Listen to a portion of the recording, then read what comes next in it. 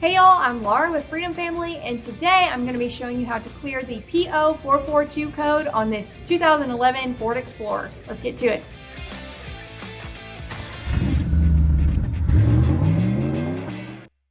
Okay, so the PO442 code is speaking directly about the Evap Purge solenoid valve. What I've got here is a Dorman aftermarket part, and the part number on that is 911222. If you have more than just this code, you may be looking at more of a general evap issue. But if you've only got this code, this is going to be the part that you want to start with. On occasion, you may be looking at a separate issue like a wiring problem, because wiring or this somehow getting unplugged will throw that code. Once you've inspected your wiring, found it sound, you know that's not your problem, this is going to be what you want to do next. So we're just going to dive straight into this. Okay, so the first thing we're going to do is remove our engine cover, which is very easy.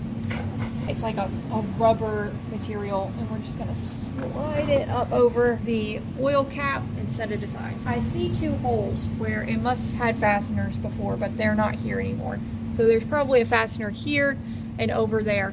Mine didn't have any fasteners, but if yours isn't just pulling off, that's probably why. This is our part. This is our Evap Purge solenoid valve. We're just going to unplug it. We have a vacuum line attached to it and two bolts. I'm going to go ahead and take out our vacuum line because that's going to be easiest while it's connected. You're going to push up on both of these tabs and then push in.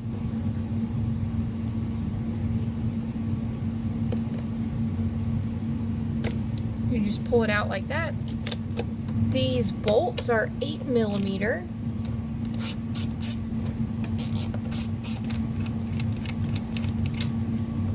And this, just gonna pull right out. As you can see here, this is the original Ford Motor Company part, and we are gonna swap it out with our Dorman part. You can get another original Ford part. While the Dorman part may not last as long as the Ford part, obviously we're here doing this repair, so it doesn't last either. So that's just up to your discretion. And then we're just gonna plop that thing down in there.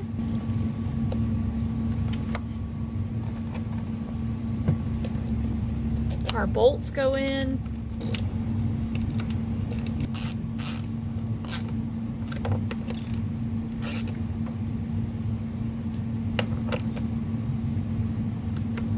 Okay, now we can just push that forward, and then that's gonna snap back into place.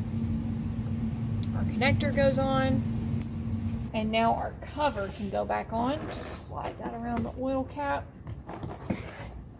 And that's it. Incredibly simple. Once you have replaced that part, you're going to want to either clear the code with your machine, find somebody who can clear the code, or eventually, if this was the correct fix, that check engine light will go off on its own. Either way, if you go the clearing it preemptively part, you're going to need to have it driven quite a bit. Evap codes usually take 2 hours of driving to resurface sometimes. 2 hours maybe a lot, but in general, when you do an evap repair and you clear the code, you're going to want to give it a little bit of time to make sure that that code doesn't resurface before checking it off in your mind. After a bit of driving on this one, the code has not come back on, so this was definitely our culprit.